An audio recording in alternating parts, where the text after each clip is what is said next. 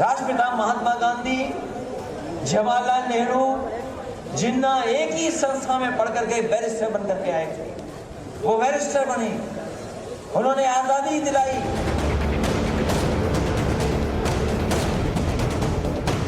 उनके बहकावे में कभी मत आना, क्योंकि इन लोगों के बयानों से तो गिरगिटी कभी शर्मा जाएगा।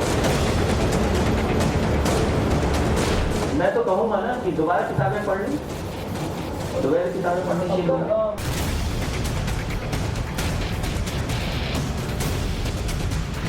भ्रष्ट जनप्रतिनिधि भी भस्मासुर से कम नहीं होते। वह भस्मासुर बनकर के जिस जनता के द्वारा चुना जाता है, उसी को फिर वह भस्म करने को उतारू हो जाते हैं।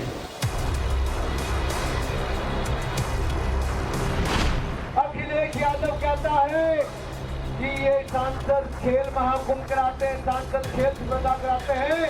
अरे अखिलेश भाई सुनो, तुम दंगे कराते हो, हम दंगल करवाते हैं मेरे भाई और बहन।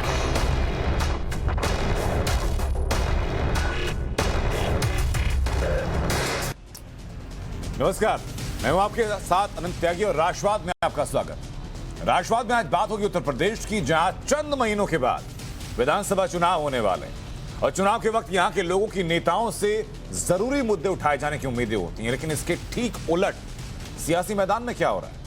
एक दूसरे को घेरने के लिए बड़े बड़े नेता कौन कौन से कार्ड चल रहे हैं, एक नजर पहले उन कार्ड की बात करते हैं। उत्तर प्रदेश के मुख्यमंत्री आदित्यनाथ योगी ने आज गोंडा में अखिलेश यादव और मायावती पर हमला बोला और कहा कि बुआ बबुआ गिरगिट की तरह रंग बदल रहे हैं।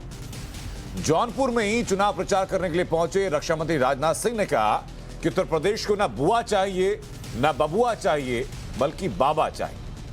तो वहीं कल संविधान दिवस के मौके पर मुख्यमंत्री योगी आदित्यनाथ ने पूर्व की अखिलेश सरकार पर निशाना साधा और निशाना साधते हुए उसकी तुलना की भस्मासुर के साथ।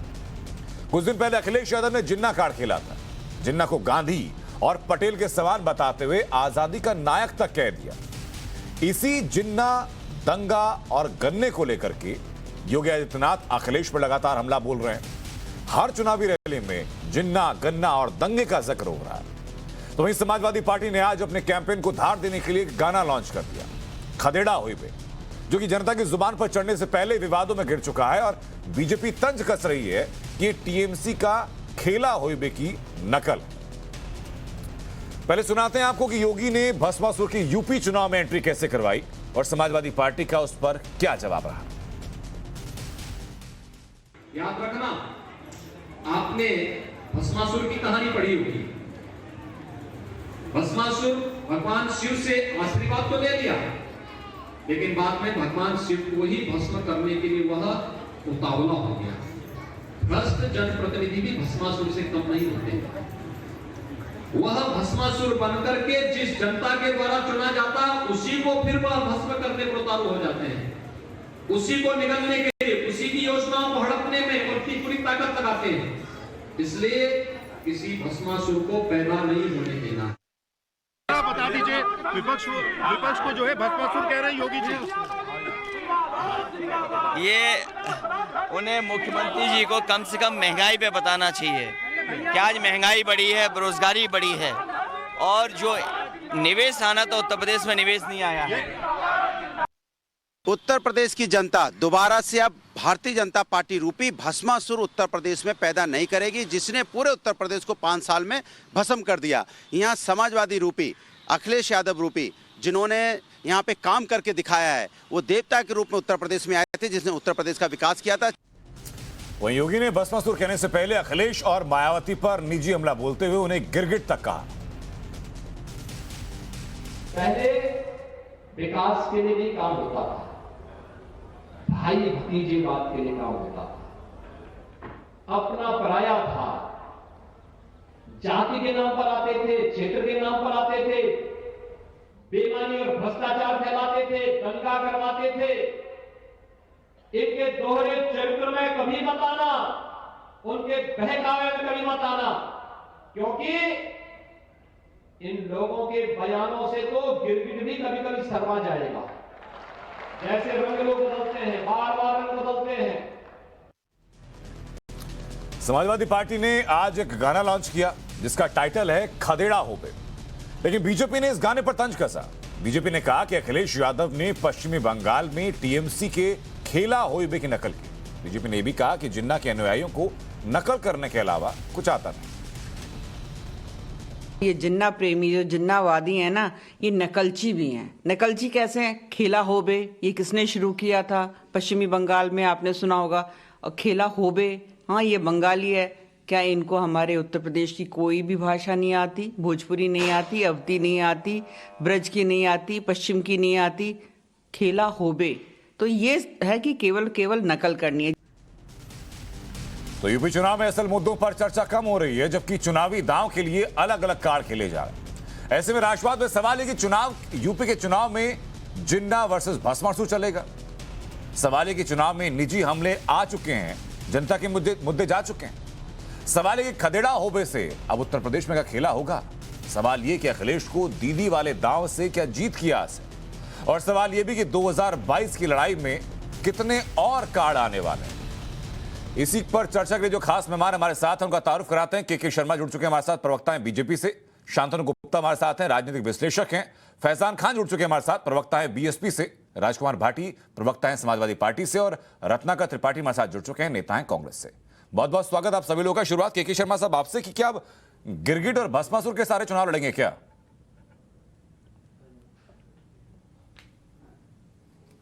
नहीं, हम तो विकास के आधार पर चुनाव लड़ रहे हैं आनंद जी, और विकास ही हमारा मुद्दा है। लेकिन यदि आप कोई विषय उठाएंगे और कोई चर्चा करेंगे तो उस पर जवाब क्यों नहीं देंगे? जिन्ना को किसने लाया? जी 31 अक्टूबर सरदार पटेल जी की जयंती थी। पूरा देश जो है सरदार पटेल के जो देशभक्ति के जो उनके काम थे उसका गुणगान कर रहा था। लोग उनको श्रद्धांजलि दे रहे थे, अपनी श्रद्धा सुमन अर्पित कर रहे थे। और यहाँ पर अखिलेश यादव जो है यहाँ पटेल जी को छोड़ के जिन्ना का गुणगान कर रहे हैं। अखिलेश यादव के पीछे आप क्यों बैटिंग कर रहे हैं? पहुंच गए उस पिच पर। उनकी देशभक्ति की तुलना उनको देशभक्त बता रहे। एक मिनट सर, मैं बात पूरी कर लूं। तो मैं ये कह रहा हूं कि कौन लेकर आया जिन्ना को? क्योंकि मुसलमानों का तुष्टीकरण करना है, इसलिए आप जिन्ना को लेकर आए। क्या एक पहली क्लास में पढ़ने वाले बच्चे को भी यह पता है कि जिन्ना जो है देश विरोधी थे? पटेल जी से तो उनकी कोई तुलना उसकी देशभक्ति की हो सकती है। लेकिन क्योंकि आपके पास जो है राजनीतिक आपकी चश्मे चढ़े हैं, जो है तुष्टीकरण की राजनीति है, इसलिए आप लेकर आए। तो उसका जवाब तो आपको मिलेगा ना। अब क्यों तकलीफ हो रही है आप? ठीक है, मैं राजकुमार भाटी से इस बात का जवाब लेता हूं। राजकुमार भाटी में पढ़ के आए हैं ना। जिन्ना का नाम तो हरदोई में अखिलेश यादव ने जबरा शुरू किया था, तो सियासी पिच तो आपने दी बीजेपी को खेलने के लिए। अनंत जी, पहले तो आपको नमस्कार, बहुत दिन बाद मुलाकात हुई है। और अब जो ये कह रहे हैं, मैं इसको बहुत 10 सेकंड में एक किस्सा सुनाना चाहता हूँ। गौतम बुद्ध ने एक बार अपने 2 शिष्य भिक्षा मांगने के लिए भेजे। जब वो वापस आ रहे थे तो एक नदी के किनारे पे एक खूबसूरत युवती खड़ी हुई थी। उसने कहा कि मुझे तैरना नहीं आता, मुझे आप नदी पार करा दो। तो एक शिष्य तो चल दिया कि नहीं, हमारे गुरुजी कहते हैं महिलाओं को छूना अपराध है। दूसरे शिष्य ने उसे कंधे पे बैठाया और नदी पार करा दी। तो पूरे रास्ते वो जो शिष्य कहने लगा तेने तो अपराध कर दिया, पाप किया है, तेने तो लड़की को सिर पर कंधे पे बैठा लिया। आके गुरुजी से शिकायत की, गुरुजी इन्होंने तो एक लड़की को अपने कंधे पे बैठा के नदी पार कराई। तो गौतम बुद्ध ने कहा कि यार ये तो उस लड़की को वहीं उतारा है कंधे से, तुम उसे अब तक ढो रहे हो। तो ये के शर्मा और इनकी पार्टी जिन्ना को लगातार ढोई जा रही है। हमारा तो गलती से एक बार मुंह से जब शब्द निकल गया, हमने। राजकुमार भाटी जी, आप कह रहे हैं गलती से निकल गया, अखिलेश यादव कह रहे हैं कि इतिहास की किताबें खंगाली है। अनंत त्यागी जी सुनिए, मेरी बात सुनिए। इस देश में अगर कोई ये मानता है कि जिन्ना के नाम पर वोट मिल सकता है तो उससे बड़ा मूर्ख मैं किसी को नहीं मानता। ये भारतीय जनता पार्टी मानती है कि जिन्ना के नाम पर वोट ले रहे थे। वो केवल ये कह रहे थे कि एक स्कूल से पढ़ के आए, एक कॉलेज से पढ़ के आए। उन्होंने ना जिन्ना की कोई प्रशंसा की, ना जिन्ना का कोई महिमा मंडन किया। इनके नेता लालकृष्ण आडवाणी जरूर जिन्ना की मजार पर फूल चढ़ा के आए थे। नहीं, राजकुमार भाटी जी, जिस गलती का आप जिक्र कर रहे हैं, आपको मणिशंकर अय्यर का बयान याद है ना कि एक बार प्रधानमंत्री मोदी के लिए नीच शब्द का इस्तेमाल किया था, खामियाजा कांग्रेस ने भुगता था। अब वैसी गलती अखिलेश यादव भी कर रहे हैं। खामियाजा कौन भुगतेगा ये तो जनता बताएगी। अखिलेश यादव ने कोई ना जिन्ना का महिमा मंडन किया, ना जिन्ना से हमें कोई क्रैम है। अगर अखिलेश यादव ये कह रहे हैं कि वो आजादी के नायक थे, सरदार पटेल के समकक्ष ला करके खड़ा कर दिया, नहीं कहा, ये नहीं कहा, ये तो बीजेपी का दुष्प्रचार है। हाँ, उन्होंने नायक वगैरह कुछ नहीं कहा, उन्होंने केवल ये कहा कि एक कॉलेज से पढ़े। सरदार पटेल के समकक्ष ला के खड़ा करा कि नहीं करा? नहीं किया, नहीं किया। आप अगर ये मानते हैं किसी का नाम ले देना, मैं अखिलेश यादव का वो बयान राजकुमार जी आपको सुनवा देता हूं। आनंद जी मुझे वो बयान मैं सुनवा दूंगा, बयान के बाद में फिर आपसे जवाब ले लूंगा इस बात। के शर्मा कुछ कहना चाह रहे हैं, उसके बाद चलूंगा बाकी मेहमानों के पास। के शर्मा जी, देखिए मुझे आश्चर्य है वाकई में, एक जो कहा इन्होंने कथा सुनाई राजकुमार भाटी जी ने, बहुत सही सुनाई। इन्होंने ही जिन्ना को अपने कंधे पर बैठाया, इन्होंने ही अपनी जिन्ना को कंधे पे बैठा के ये घूम रहे हैं पूरे उत्तर प्रदेश में। और ये अभी कितनी बड़ी झूठ भाटी साहब, कम से कम आप तो पढ़े लिखे समझदार कितनी बार नाम ले चुके हैं ऐसा आप? नेशनल टेलीविजन में झूठ क्यों बोलते हैं आप कितनी बार जिन्ना करते हैं? मैं स्टेटमेंट पढ़ दे रहा हूँ, मैं स्टेटमेंट पढ़ रहा हूँ। अरे क्या हमने सुना? अरे क्यों नहीं? अरे भाई आप जो कंधे में बैठा के घूम रहे हो, मजार पे फूल चढ़ा के सुन लीजिए आप भाटी साहब, आप परेशान मत होइए, आप परेशान जिन्ना की मजार पे फूल चढ़ा आप अपने आया था। ये बौखलाहट जिन्ना की दर्शाती मजार कि पे आपके पास जवाब नहीं है। आनंद जी बंद कराइए, आनंद जी बंद कराइए, इनको बंद कराइए। नहीं बताइए शर्मा साहब बताइए। आनंद जी आप होते कौन देखिए, हो? भाटी साहब की बौखलाहट ही दर्शा रही है। आप हमारी आवाज बंद कर देंगे? इतनी हैसियत है आपकी?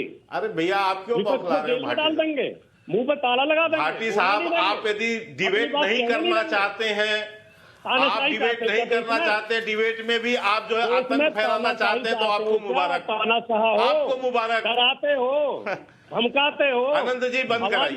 अच्छा ठीक है, मैं दोनों सज्जनों के पास लौट रहा हूँ, मैं दोनों सज्जनों के पास मैं वापस लौट रहा हूँ। फैजान खान मुझे बताइए जरा कि अब क्या गिरगिट, भस्मासुर, जन्ना, दंगा, निशाचर, गुंडे माफिया, हिंदुत्व, इन्हीं पर चुनाव होगा क्या? यदि आप मुझे बोलने नहीं देंगे तो डिबेट में नहीं करूंगा। नहीं के शर्मा जी, मैं बोलने का पूरा मौका दूंगा सर। ये शुरुआत मैंने आप ही से की थी सर, बाकी मेहमान भी है ना हमारे साथ में, आपको और जनता देख रही है।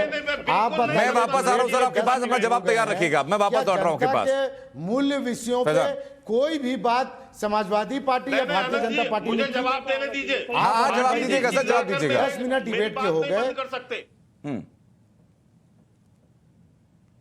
के शर्मा जी जवाब दीजिएगा सर, बाकी मेहमान भी बोल रहे ना, सबका इकट्ठा जवाब दे दीजिएगा। बीएसपी वाले भी बीजेपी पर निशाना साधेंगे अभी। नहीं तो मैं तो बोल रहा हूं, तो मुझे तो बोलने नहीं दिया उन्होंने, तो फिर मैं कैसे जवाब दूंगा? नहीं मैं आ रहा हूं सर आपके पास, अपनी बात रखिएगा। मैं बोल रहा हूं, नहीं मैं बोलूंगा, नहीं तो फिर आप डिबेट में जवाब यदि नहीं दे पाया तो मैं डिबेट बिल्कुल नहीं करूंगा। नहीं सर अतिक्रमण नहीं चलेगा ना के शर्मा जी। आपसे मैंने शुरुआत की, राजकुमार भाटी की चीजों पर आपने बोला, अब बाकी मेहमान भी हमारे साथ हैं। कहते हैं इनको हरा रहे हैं, जबकि दोनों ही 2022 बोला, मैं जवाब दे रहा था, चिल्लाने लगे। हाँ दोनों की। अच्छा ठीक है फैजान खान, मैं वापस लौट रहा हूँ। के शर्मा जी 20 सेकंड सर आपके, अपना जवाब पूरा कर लीजिए आप। ऐसे मैं नहीं करूंगा आनंद जी डिबेट आपके साथ। नहीं आपकी चॉइस है सर, मैंने शुरुआत चर्चा की आप ही से की थी। अगर आप इतना असहिष्णु हो जाएंगे कि बाकी मेहमान बोलें और आप चूज करेंगे कि सिर्फ आप ही बोलते रहे, तो सर संभव नहीं होगा। फैजान खान अपनी बात आप पूरी कीजिए। तो मैं ये आपको साफ तौर से दिखाना चाह रहा हूं आनंद भाई साहब कि ये प्रवक्ता बीजेपी और प्रवक्ता समाजवादी पार्टी 10 मिनट हो गए, पर ये किसी भी उत्तर प्रदेश की जनता के मूल विषयों पे बात नहीं करेंगे। ना महंगाई पे बात करेंगे, ना बेरोजगारी पे बात करेंगे, ना किसान पे बात करेंगे, ना मजदूर पे बात करेंगे, ना कोरोना पे बात करेंगे। ये बात करेंगे तो जिन्ना, भस्मासुर, ये दोनों ही पार्टियां की मिली भगत है आनंद भाई साहब, जो चुनाव के एक दूसरे की लड़ाई बताते हुए नजर आएंगे और एक दूसरे से जातिवादक बात करते हुए नजर आएंगे। आनंद भाई साहब, आप लोग हमेशा चाहते हैं कि जनता के बीच में उनके मूल विषयों, जनता के मुद्दे उठने चाहिए, मैं बिल्कुल ठीक बात है, लेकिन चुनाव में जिन्ना की बात करने मैं लौट रहा हूं आपके पास। शांतनु गुप्ता बताइए जरा कि जनता के मुद्दे कहां गायब हो जाते हैं? सिर्फ सियासी बयानबाजी, नई नई टर्मिनोलॉजी खोज के लाई जाती हैं। भाई देखिए, चुनाव के जब भाषण होंगे तो उसमें चर्चा होती रहेगी, उस पर हम लोग डिबेट करेंगे, लेकिन आई थिंक आपको देखना लार्जर मैसेज क्या आ रहा है ना। देखिए अगर आप किसी की 1 घंटे की स्पीच सुनते हैं तो उसमें लार्जली मैसेज क्या आ रहा है। मुझे भाजपा के कैंप से मैसेज आते क्या दिख रहे हैं? पूर्वांचल एक्सप्रेस वे का मैसेज दिख रहा है, मुझे जेवर एयरपोर्ट का मैसेज दिख रहा है, मुझे अलीगढ़ की डिफेंस कॉरिडोर का मैसेज दिख रहा है, मुझे झांसी की डिफेंस कॉरिडोर का मैसेज दिख रहा है, मुझे 9 मेडिकल कॉलेज का मैसेज दिख रहा है। अखिलेश भी अपने पुराने काम गिना रहे हैं, अच्छी बात है, मायावती जी अपने पुराने काम दिला रही हैं, लेकिन जिन्ना का नाम ऐसा अखिलेश जी ने तो नहीं कहा कि उन्होंने गलती से ले लिया, हम पहली बार पता लगा भाटी जी ने उन्होंने गलती से ले लिया, क्योंकि उन्होंने तो अगले दिन डिफेंड करा, कहा कि आप हिस्ट्री पढ़ के आइए, और गलती से उनके मुंह से भगत सिंह का नाम नहीं निकला, गलती से उनके मुंह से बाल गंगाधर तिलक का नाम नहीं निकला, गलती से उनके मुंह से जिन्ना का नाम निकला। उन्होंने 2 बार अपनी स्पीच में जिन्ना का नाम लिया, कंपेयर करा उनको कि वो भी वहां से पढ़े थे, वो भी आए, वो भी आजादी का पार्ट थे। तो सबको पता है वो कॉन्शियस डिसीजन है। और क्यों कॉन्शियस डिसीजन है?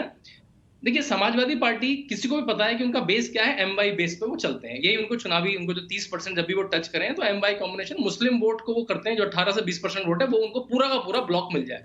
उनको लगा कि ओवैसी की जो एंट्री हुई, ओवैसी की जो एंट्री हुई आनंद भाई, उससे उनका वोट बैंक खिसकता दिखा। क्योंकि ओवैसी की आप देख रहे हैं, मैं ओवैसी से बिल्कुल वाकिफ नहीं रखता हूं, उनकी बहुत कम्युनल पॉलिटिक्स है, लेकिन चुनाव लड़ सकते हैं, कोई भी आके चुनाव लड़ सकता है। छोटी छोटी बात, सुहेल देव पार्टी लड़ सकती है, ये भी लड़ सकते हैं। जब से वो आए हैं, अखिलेश ने अपने तेवर बड़े अलग कर दिए हैं। वो मुख्तार अंसारी को टिकट देने के फीलर भेज रहे हैं, वो मुख्तार अंसारी के भाई को पार्टी ज्वाइन करवा रहे हैं, वो जिन्ना का नाम ले रहे हैं। तो वो किसी तरह से अपना जो उनका कोर वोट बैंक है उसको एक तरह से दिखाने की, भाई मुसलमानों का सबसे बड़ा हितैषी मैं हूं, मैं आतंकवादियों को छुड़वाऊंगा, मैं मुसलमानों को आरक्षण दूंगा, मैं मुस्लिम बेटियों को संविधान के अगेंस्ट जाकर बात लेके आते हैं। क्या शांतनु जी की ध्रुवीकरण का आरोप ना लगे, इसलिए चाचा शिवपाल से और असदुद्दीन ओवैसी से समाजवादी पार्टी ने दूरी बनाई हुई है। दयानंद, किससे क्वेश्चन था?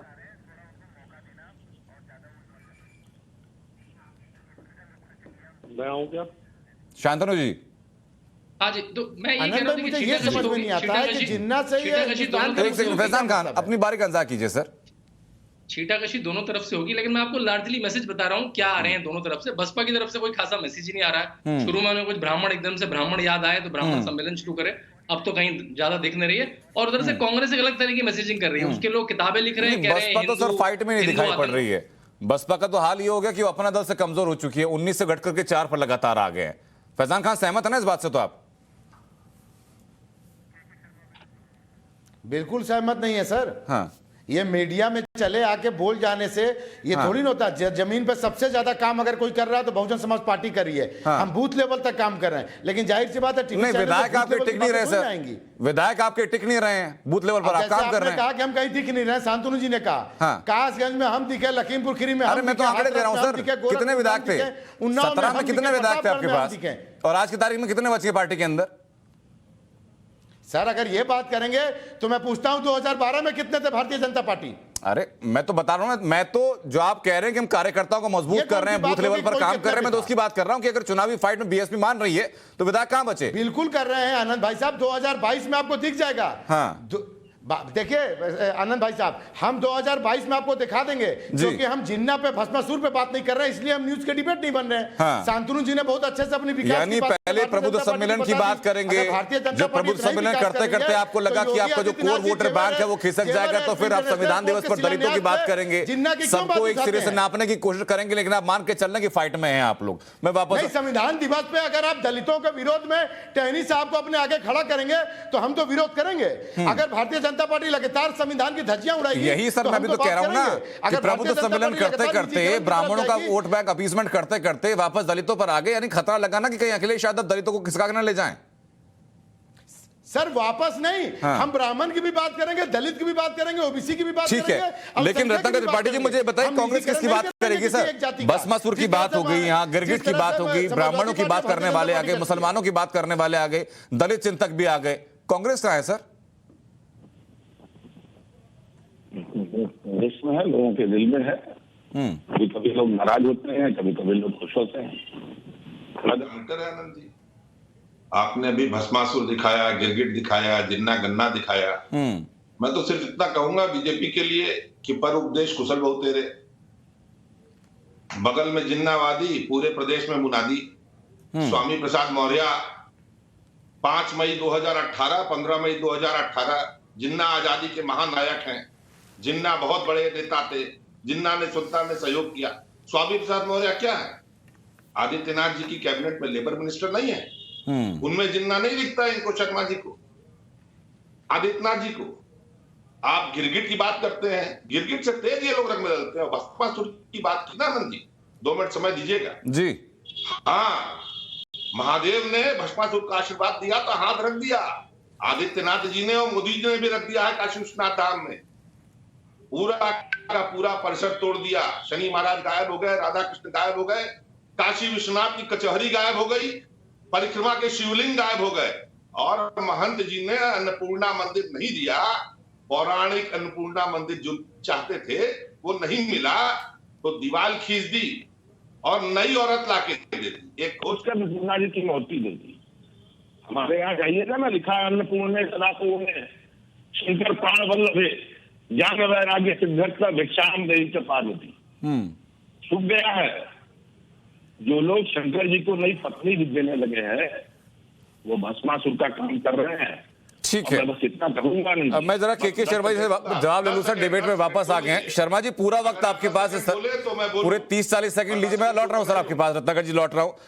के शर्मा जी अपने जवाब आप पूरे करें, जो राजकुमार भाटी ने आपसे सवाल पूछे और जो रत्नाकर त्रिपाठी ने आपसे सवाल पूछे।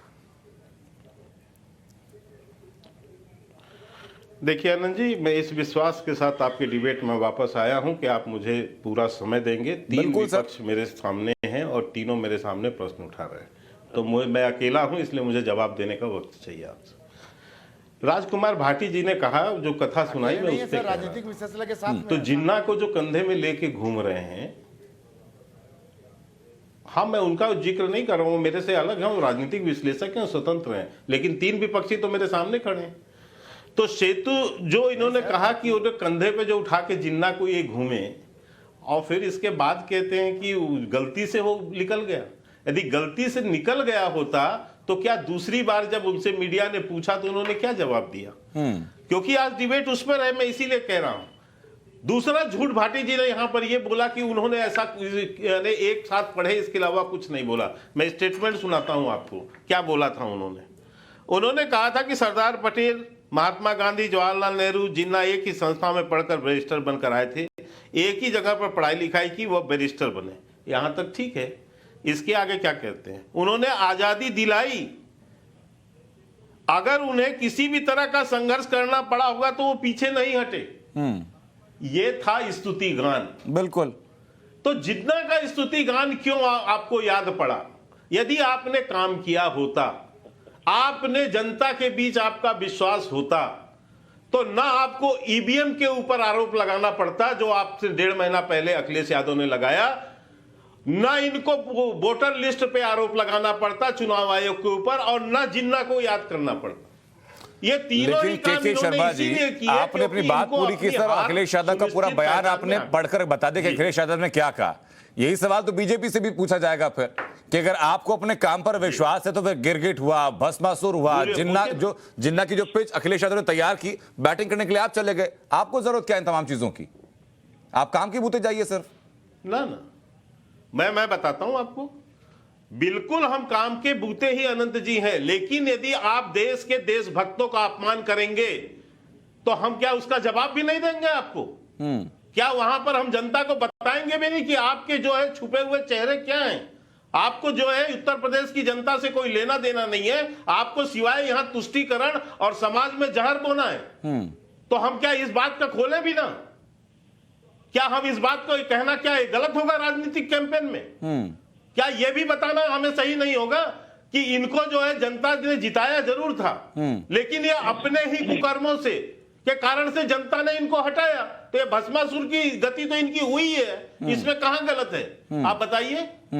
तो हम क्या ये भी ना बोल पाए? हम तो अपना विकास पूरी तरह से गिना रहे हैं कि कितना हमने किसानों का जो है उनको सहयोग किया है। किसानों के लिए हमने जो प्रधानमंत्री सम्मान निधि के तहत वहां की उत्तर प्रदेश की जनता को 86 लाख किसानों को 36,000 करोड़ का ऋण माफ किया। गन्ना किसानों को 1,45 लाख करोड़ गन्ना मूल्य का भुगतान किया। हमने किस तरह से वहां 22 घंटे और 24 घंटे हम बिजली दे रहे हैं। हम वहां पर किस ढंग से 2.5 करोड़ लोगों को शौचालय दिए, किस तरह से हमने गैस कनेक्शन मुफ्त बांटे, सब कुछ तो हम सुना रहे हैं। लेकिन यदि आप ऐसे प्रश्न उठाएंगे जहां समाज को बांटने की बात करेंगे, लोगों को भड़काने की बात करेंगे, लोगों के अंदर आक्रोश पैदा करने की बात करेंगे, तो हम आपको क्या उसका जवाब भी न दें? राजकुमार भाटी जी बताइए जरा कि ध्रुवीकरण का आरोप लगे बीजेपी के ऊपर और जिन्ना की पिच तैयार करें आप। देखिए, भारतीय जनता पार्टी के दोनों प्रवक्ताओं ने जो लब्बुलवाब उनका है उसका जवाब मैं कह के देना चाहता हूं कि इनका एक कान शायद बंद रहता है और एक खुला रहता है। जो अखिलेश यादव बोलते हैं वो इन्हें सुनाई नहीं पड़ता, और जो एक तरफ ही कान खोल के रखते हैं। अखिलेश यादव के भाषण अगर आप उठा के पढ़ेंगे, वो 45 मिनट के लगभग बोलते हैं। उसमें 45 मिनट में 40-41 मिनट वो केवल विकास के ऊपर केंद्रित रखते हैं। केवल वो ये बताते हैं कि उनकी सरकार ने क्या क्या किया था और वर्तमान सरकार ने क्या क्या गलतियां की हैं। अब इन्होंने राजवाड़ी देखिए, ये चरित्र होता है किसी भी चीज को बात करने का, कि आपको जो चीज मुफीद नहीं लगती आप सवाल उसी के ऊपर करते हैं। अब 45 मिनट के भाषण के ऊपर चर्चा तो नहीं हो सकती अखिलेश यादव ने क्या क्या चर्चाएं की? बस तो आप इसी से अंदाजा लगा लिए कि इनकी नीयत क्या है। हाँ। ये सकारात्मक बातों पर चर्चा करना नहीं चाहते, विकास के बिंदु। तो नकारात्मक बातों के लिए राजकुमार भाटी जी आप कह रहे हैं कि गलती से बोल दिया, अखिलेश यादव कह रहे हैं कि आप इतिहास की किताबें पढ़ लीजिए। आपने जो पूछा मैं उस बात से सहमत हूं, मैं उसे दोहराना चाहता हूं कि ये जो अभी लेकर आए भस्मासुर, गिरगिट, अभी तो ये सांप छछूंदर लेके आएंगे। हाँ। अभी तो ये नेवला लेके आएंगे, अभी तो ये पता नहीं क्या क्या कहेंगे। ये मुद्दों से कौन भटका रहा है? भारतीय जनता पार्टी भटका रही है। अरे तो सर मुद्दों पर आप लेकर आइए ना, मुद्दों पर आप लेकर आइए, अपनी चर्चा में विकास पर आप सवाल पूछिए। आप क्यों चले जाते हैं जिन्ना के पिच पर? मुझे बोलना तो है, आप मैं वही कह रहा हूँ जो आप कहलाना चाह रहे हैं, मैं वही कह रहा हूँ। आप योगी आदित्यनाथ का भाषण सुनिए, उसमें केवल नफरत, अपमान, अपशब्द, चरित्र हनन, आरोप प्रत्यारोप, गंदी बातें, कोई कायदे की बात उनके भाषण में होती है? अखिलेश यादव का आप भाषण सुनिए, केवल जो एक नेता का भाषण होना चाहिए वो बताते हैं हमारी सरकार की भाषण के कंटेंट पर भी चर्चा कर लेंगे। लगातार बात हो रही है। फैजान खान, मैं वापस वही सवाल लेकर आपके पास में आ रहा हूं कि बीएसपी है कहां? क्या सिर्फ मैनिफेस्टो जारी ना कर देने से या दलितों की बात करने से चुनाव में जीत हासिल होगी? जी आनंद भाई साहब, बीएसपी जनता के मूल विषयों पे है। वो समाजवादी पार्टी और भारतीय जनता पार्टी की तरह जिन्ना भस्मासुर पे नहीं है। इन्हें मुबारक हो जिन्ना, इन्हें मुबारक हो भस्मासुर। और ये के शर्मा जी ने एक बहुत अच्छी बात कही कि जहां पर विपक्ष में कोई रहता है, जनता अगर चुनाव में हरा देती है तो भस्मासुर साबित हो जाते हैं। तो क्या बंगाल में, पंजाब में ये भस्मासुर हैं? देखिए, ये सब बातें करके चुनाव को आप जातिवाद की तरफ तो ले जा सकते हैं, पर जनता की त्राहिमाम जो इस वक्त आनंद भाई साहब है, वो मूल विषय महंगाई है। लोग त्राहिमाम है महंगाई से, बेरोजगारी है, नौजवानों के पास कोई रोजगार नहीं है। कोरोना को लेकर आप ही अपने टीवी चैनल पर दिखा रहे किस तरह से फैजान खान कम से कम मैनिफेस्टो जारी करते ना, फिर लोगों को बताते कि आप क्या काम करने वाले हैं, किन मुद्दों से लड़ने वाले हैं। आप तो मैनिफेस्टो जारी नहीं कर रहे। भाई साहब, मैनिफेस्टो बनाकर क्या हम समाजवादी पार्टी और भारतीय जनता पार्टी की तरह झूठ बोले? हाँ। इन्होंने मैनिफेस्टो बनाया तो अच्छा, संकल्प, यानी चुनाव से पहले ना कुछ बोलेंगे और अगर जीत गए तो सरकार में ना जवाबदेही होगी, क्योंकि भाई हमने पहले कोई वादा किया ही नहीं, तो पूरा क्या करें? हमने हजारों काम ऐसे किए आनंद भाई साहब जो बिना बोले किए हैं। हाँ। हम बातें कम काम ज्यादा करते हैं। हाँ। भारतीय जनता पार्टी संकल्प पत्र का पहला ही लाइन झूठ बोली है कि हम गन्ना किसानों का मूल्य सरकार आने पर दोगुना कर देंगे। किया इन्होंने। हाँ। हमने तो संकल्प पत्र नहीं दिया, हमने अपने 2007 के शासनकाल में दोगुना गन्ना किसानों। अब आप गन्ना किसानों के मूल्य वृद्धि की बात करेंगे, फिर मैं सवाल पूछूंगा 2007 और 12 के बीच में गन्ना किसानों का भुगतान कितना हुआ?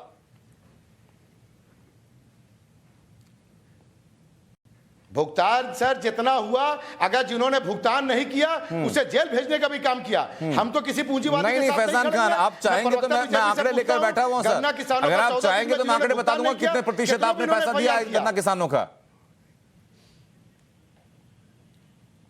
और कितने प्रतिशत लोगों को जेल भेजा। हाँ। और कितने लोगों पे एफआईआर किया, ये भी रिकॉर्ड दे दीजिए आप। अरे तो गन्ने का पैसा बढ़ाकर फायदा कैसे, अगर आप पैसा नहीं दे रहे किसानों को? 14 दिन में जिन्होंने बढ़ाने में अपनी किताबों में आप लाख रुपए कर लीजिए, किसानों को अगर पैसा मिलेगा नहीं तो फायदा क्या? कौन सा काम हुआ?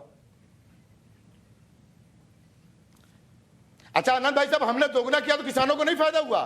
आप उस टॉपिक से क्यों डिवेल कर दे रहे हैं? फैजान भाई, किसानों का आपने दोगुना किया, चाहे 4 गुना किया, चाहे 10 गुना किया, भुगतान तो किया होता। फिर से भाई साहब जो अच्छाई किया है आप उसे हाईलाइट नहीं कर रहे हैं आनंद भाई साहब। और बीजेपी ने जो काम दोगुना नहीं किया। अरे सर, बीजेपी के सवालों का जवाब देने के लिए के शर्मा जी हैं, मैं तो आपसे बीएसपी के बारे में पूछूंगा ना।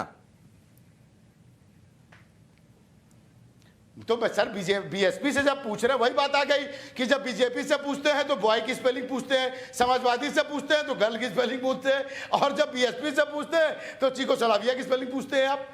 अच्छा, यानी अब सवाल आपसे पूछ लिया कि भाई आपसे आसान सवाल पूछा जाए ताकि बीएसपी प्रवक्ता को चर्चा में दिक्कत ना हो मुश्किल सवालों का जवाब देने के लिए। अच्छा चलिए मैं आपसे आसान सवाल पूछ लेता हूं, उसके बाद मैं चलूंगा सीधा शांतनु के पास। मैं आसान सवाल पूछ लेता हूं, मुझे बता दीजिए कि लगातार विधायक क्यों छोड़ रहे हैं आपके?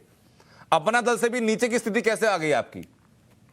देखिए सर, विधायक, अच्छा ये बता दीजिए, बीजेपी के विधायक अगर छोड़ के समाजवादी में नहीं मैं बीजेपी का नहीं पूछ रहा सर, मैं बीएसपी का पूछ रहा हूं।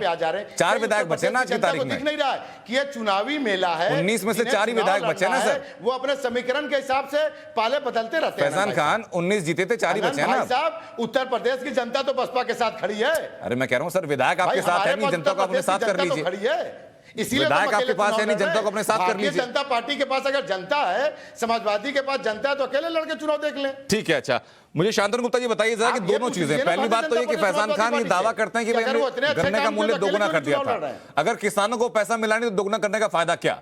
और दूसरा है कि अगर पकड़ बहुत मजबूत है तो विधायक 19 से घट करके 4 कैसे पहुंच गए? शांतनु जी। देखिए, मैं पिछले कुछ चुनावों का अगर विश्लेषण करूं तो बसपा और सपा ने जब भी सरकार बनाई है तो उनका पीक 30% रहा है आनंद भाई। 2007 में बसपा का देख लीजिए, 2012 में सपा का देख लीजिए, वो 30% का पीक है जब सब कुछ उनके फेवर में रहा। उनका वोट बैंक, उनकी बातें, उनका कैंपेन, तो 30% रहा। 2014 के बाद से आनंद भाई गेम पलट गई है, गेम बहुत अप हो चुकी है। 2014, 2017 और 2019 में भाजपा ने गेम 40, 42 और 50% लिया है। 2019 में 50% वोट शेयर था और सपा बसपा 20-22 पे रह चुकी है। तो ये है, बाकी तो देखिए छीटाकशी है। अब ये 22% से 40% पहुंच जाएंगे, ऐसा उन्होंने कुछ नहीं करा। ना तो जमीन में रहे अखिलेश जी, ना तो पार्लियामेंट आते हैं, उनकी 36% अटेंडेंस है, ना आजमगढ़ जाते हैं, लंदन में अपने बच्चों का एडमिशन कराते रहते हैं, निकलते नहीं है घर से, बहन जी भी नहीं दिखती हैं। तो वो 22% का वोट शेयर इन लोगों का 40 पहुंच जाएगा, 42 पहुंच जाएगा। मुझे कोई जिन्ना बोल रहे हैं ऐसा क्या किया कि अपना 40% बरकरार रख पाएगी? आप इस पे जवाब दे देना। हाँ, मैं बता रहा हूँ फैजान भाई। देखिए ऐसा आप ये बताइए, भारतीय जनता पार्टी ने ऐसा क्या किया तो 40% बरकरार रखेगी? सुनिए फैजान भाई, जवाब सुनिए। पिछले 30 सालों में अरन भाई ऐसा कोई भी तीन लगातार लोकसभा या असेंबली के इलेक्शन नहीं है जिसमें किसी पार्टी का इलेक्शन पहले 40 रहा हो, 40 में मेंटेन रहा हो पिछले 7-8 साल तक। ऐसा कोई भी 30 साल में 3 इलेक्शन मैंने नहीं देखे, जो मैंने पूरा डेटा देखा 1980 से लेकर अब तक का। तो 40% जब वोट शेयर पहली बार किसी ने टच करा, उसको मेंटेन रखा है 7-8 साल तक। और बहुत सारी चीजें हम देख रहे हैं, बिजली 7-8 घंटे ज्यादा आ रही है, अगर इन्वेस्टमेंट आ रहा है, अगर सड़कें अच्छी हो रही हैं, अगर कोरोना के लिए WHO IIT कानपुर तारीफ कर रहा है, तो लगता ऐसा है कि वो वोट शेयर मेंटेन कर रहे हैं और ये लोग वोट शेयर के लिए 1% की पार्टी, यानी कि जो परसेप्शन का कॉन्सेप्ट है वो बीजेपी के लिए आपको पॉजिटिव नजर आता है, बाकी लोगों के लिए पॉजिटिव नजर नहीं आता। लेकिन रत्नाकर त्रिपाठी, मैं जानना चाहूंगा कि 89 के बाद तो कांग्रेस के पास भी सूखा है उत्तर प्रदेश में, सर कैसे फसल लहलाएगी इस बार?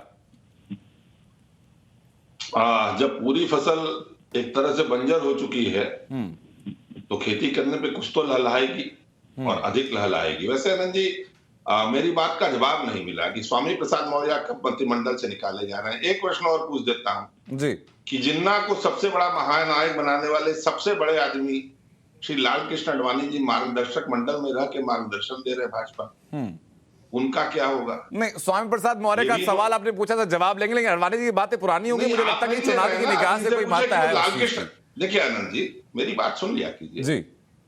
ये आप कितना समय मुझे देंगे उस हिसाब से बोलो, नहीं तो नहीं बोलिए ना सर, बोलिए। हाँ, तो मैं बता रहा हूँ आपको। मैंने पूछा भाजपा स्वामी प्रसाद मौर्य को निकाल रही है, लाल कृष्ण आडवाणी को कब निकाल रही है, और अभी इन्होंने धर्म की जात की बात की।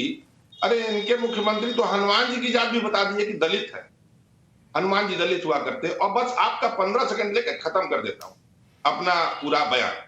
ये जो शांतनु गुप्ता जी बता रहे थे ना 30%, 50%, उन्होंने एक कहानी सुनाई थी, 10 सेकंड में मैं सुना देता हूँ। मैथमेटिक्स से व्हाट्सएप थे, पूरे परिवार के संग जा रहे थे, नदी उन्होंने लकड़ी से नापना चालू किया और देखा कि अगर हम बीच में जाएंगे तो पार हो जाए। नदी गहरी थी, वो डूब गया, किसी को तैरना नहीं आता था। बालू पार जाकर के बालू पे वो कैलकुलेशन लगाते थे और कहते थे सारा हिसाब जो का तो फिर भी कुंबा डूबा क्यों। तो ये जान लीजिए, भाजपा का कुंबा डूब रहा है। के शर्मा भाई, आपको एक बात बताऊं, बहुत सी आपसे ये पर्सनल बात कर रहा, बहुत सी डिबेट में बहुत बुरी बातें मुझे भी बोली जाती। इतना गुस्सा मत हुआ कीजिए, इतना अहंकार मत कीजिए कि छोड़ के चले, जब तक कि आपकी पर्सनल बेइज्जती ना। ये मेरा आपसे रिक्वेस्ट है। हम लोग तो टीवी पे बोल रहे हैं, बाहर मिलेंगे, इतना मत गर्व करिए, है ना। उससे डूबना ही होगा, आपका होगा नहीं। आपकी नैया पूरी डूबी रही है और डूबेगी, और आप छेद कर रहे हैं इस तरह का काम। अच्छा, आप मुझे बताइए रत्नाकर जी, ये बात आपने डिफाइन कर दी कि बीजेपी क्यों हार सकती अब है। मैं जवाब दे दूं? मैं आ रहा हूं केके जी आपके पास, जवाब सर आप ही देंगे इस चीज का। लेकिन रत्नाकर जी ये तो बताइए कि कांग्रेस को चुनेगा क्यों कोई? ऐसा क्या किया कांग्रेस ने कि आप लोगों को भरोसा दिला दें कि हमें चुनिए आप? अभी तो आप कह रहे थे सर कि आप जब वादा नहीं करेंगे तो पूरा कैसे करेंगे। तो जनाब हम वादे कर रहे हैं, हम अपने संकल्प बता रहे हैं। हाँ। जनता को अगर हमारा शोकेस पसंद आएगा, हमारे वादे पसंद आएंगे, जनता हमें चुनेगी। हाँ। हमने तो जो जिसको आप बोलते हैं आधी आबादी की बात चालू की है ना। आधी आबादी की बात तो और कोई नहीं ना, जैसे कि परिवार आधी आबादी पर सब सवाल उठिए जाता है कि प्रियंका गांधी परिवारवाद में मोदी जी ने उत्तर प्रदेश में आधी आबादी को सशक्त करने की बात करती हैं। राजस्थान में मंत्रिमंडल विस्तार होता है, वहां कोई बात नहीं होती जहां सरकार है आपकी। होगी देखिए, बात निकली है तो दूर तक जाएगी, आप निश्चित रहिए। हाँ, आप निश्चिंत रहिए सर, ऐसा नहीं है। ठीक है सर, लेकिन आपने जो स्वामी प्रसाद मौर्य को लेकर सवाल पूछा था केके शर्मा, जरा जवाब दीजिए आप। मैं केवल रत्नाकर जी को बता दूं कि वो ज्यादा मुझे प्रवचन और संदेश न दे। उनको समझ ही नहीं आया कि मैं क्यों छोड़ा। मैं इसलिए उठा क्योंकि मुझे बोलने नहीं दे रहे थे भाटी जी, इसलिए मैंने मुझे डिबेट छोड़ के उठना पड़ रहा था और कहीं कंट्रोल नहीं। अब खैर वो बात पुरानी, मुझे उस पर नहीं बोलना। रत्नाकर जी इतना सुन लीजिए, रत्नाकर जी अहंकार की क्या, अहंकार में तो कांग्रेस डूब गई, समाप्त होने जा रही है। ये कांग्रेस एक परिवार का, गांधी परिवार का केके शर्मा साहब, रत्नाकर जी का सवाल ये था कि अगर जिन्ना के इतना एतराज है, अब वो सीधा सवाल पूछ रहे केशव प्रसाद मौर्य को लेकर के। आप सुन लीजिए, अब मुझे आनंद जी मुझे बात करने दीजिए, क्योंकि मैं आनंद जी मैं अपनी बात मैंने पूरा सुना है रत्नाकर जी को, मैं जवाब दे दूंगा। मुझे बहुत इसलिए रत्नाकर जी के जवाब देने की जरूरत नहीं है क्योंकि आज उत्तर प्रदेश में कांग्रेस न 3 में न 13 में, वहां उसका कुछ नहीं है। विधानसभा में भी दहाई का आंकड़ा नहीं है, लोकसभा में 1 सीट बचा है, वहां भी सारे नीचे के विधायक छोड़ के भाग रहे हैं। अब शायद वो भी सीट न बचे। तो उत्तर प्रदेश में 30 साल से नहीं कांग्रेस ना आज है ना आगे उनको कुछ और असर मिलने वाला। लेकिन मैं फैजान खान साहब की बात पे जरूर कहूंगा। पर रत्नाकर साहब अब शांत रहिए ना, आप बड़े बुजुर्ग व्यक्ति कहे। अब वो सर स्वामी प्रसाद मौर्य के बारे में सवाल पूछ रहे, बता दीजिए बीच में बोल के। नहीं, स्वामी प्रसाद मौर्य ने कब बोला, कहां बोला, कुछ हो तो लाके वो दिखाएं। उनके कहने से कोई विषय नहीं बनता, यहाँ तो सबके सामने उत्तर आपके पास। स्वामी प्रसाद मौर्य का ये केवल इसलिए बैठते हैं 2018 आनंद जी, आप वही काम करवा रहे हैं, वही काम करवा रहे हैं। अडवाणी जी ने बोला ना, नहीं जबरदस्ती क्या, आपको वो है क्या, हरिश्चंद्र ने क्या? अच्छा, एक-एक करके बात करते हैं रत्नाकर जी, एक-एक करके बात करते हैं। आपने सवाल पूछ लिया, अब ये प्रोरोगेटिव है, ये अधिकार के शर्मा का जवाब दे कि ना दे। बंद कराइए आप, बताइए शर्मा जी। बंद करा रहे हैं, देख रहे हैं। ठीक है, अब मैं आनंद जी मैं क्योंकि कांग्रेस की जवाब देने की जरूरत नहीं है, मैंने बता दिया ना, ये 3 में न 13 में इनकी कोई वहां बची नहीं, तो क्या मैं इनका जवाब दूं? वो घूम रही है प्रतिज्ञा रैली ले लेके, ऐसे ही आसाम में गारंटी लेके घूम रही थी, वहां भी जवाब मिल गया, यहाँ प्रतिज्ञा का भी मिल जाएगा। तो वो तो छोड़िए, लेकिन मैं फैजान साहब की बात पर आऊंगा। आपके बाद जवाब, अरे बीच में बस बोलने की आदत बनी हुई, पता नहीं क्या है। खैर, फैजान साहब को मैं इतना बताना चाहता हूं कि फैजान साहब आपकी 2 उपलब्धियां ही लोगों को याद हैं मायावती जी की। मायावती जी की 2 उपलब्धियां मात्र ये रही हैं कि पहले तो अपनी मूर्ति गढ़वाना, मूर्ति बनवाना और जगह जगह जो है पार्क बना के पत्थर खड़ा कर करके अपनी मूर्ति बनवाना, यही काम था। दूसरा, जनता के पैसे से शोषण, आपने गुजरात में क्या लगवाया था, लूट इसीलिए हमने उसको लाखों रुपए की माला पहना। अगर आप लगा रहे हैं, 2 ही काम आपके वहां पर ये रहे, और 2 ही काम आपके स्मरण में है वहां पर लोगों को। इसके अलावा कोई नहीं जानता कि ममता बनर्जी मायावती ने वहां क्या काम किया। मायावती यदि कुछ की होती तो जनता इस तरह बाहर न कर देती, समझ में आती है। तो इसलिए इसमें कोई दलित विरोधी नहीं है भाई, आप चिंता कर रहे हैं। सबसे ज्यादा दलित एमएलए हमारे पास, सबसे ज्यादा दलित जो है कार्यकर्ता हमारे पास, सबसे ज्यादा दलित एमपी हमारे पास। यदि ये हम दलित विरोधी होते तो हमको इस तरह का लोग हमसे मिलते, तो आप इसकी चिंता मत कीजिए। अब रही बात आनंद जी, मैं दूसरी बात, क्योंकि मेरी बात बहुत चोट लगेगी, हमारी भी चिंता इसलिए चोट लगेगी क्योंकि इन लोगों के पास जवाब नहीं होता है इन सब चीजों का। ऐसे यही काम जो है अखिलेश यादव जी ने अपने 5 साल में किया। अखिलेश यादव जी के 5 साल के काम को मैं यदि एक शब्दों में कहूं तो मैं आपको केवल एक उदाहरण देता हूं। भारतीय जनता पार्टी, आनंद जी थोड़ा साउंड कम करा दीजिएगा इनका, नहीं तो वो आवाज नहीं जाएगी मेरी। और आप, मैं केवल नहीं, आपकी आवाज आ रही है सर, बता दूं, दोनों की आवाज आ रही है, आप दोनों की आवाज आ रही है। समाजवादी फेमस थी कि नेताजी का जन्मदिन, नेताजी का जन्मदिन मनाना यही एक समाजवादियों का काम था। और जब लोगों से पूछते थे कि ये पैसा कहां से आता है जो आप बॉम्बे से बुला बुला के सफाई में जो डांस कराते हैं हीरो हीरोइन का, तो ये कहते थे कि हम जो है हमारे कार्यकर्ता पैसा देते हैं। मैं पूछना चाहता हूं, नेताजी तो आज भी जीवित हैं अनंत जी, आज भी जीवित हैं। आज क्यों उस नेताजी का अरे तो सर बही खाता खोल लिया होता ना, के शर्मा साहब, बही खाता खोल लिया होता, 5 साल से सत्ता में है, हिसाब लगवा लिया होता कि भाई सफाई महोत्सव को लेकर के खर्चा कहां से जाता है। पैसे को इस तरह अय्यासी में उड़ाया। नहीं के शर्मा, एक सेकंड, फैजान खान एक थोड़ा सही बताइए।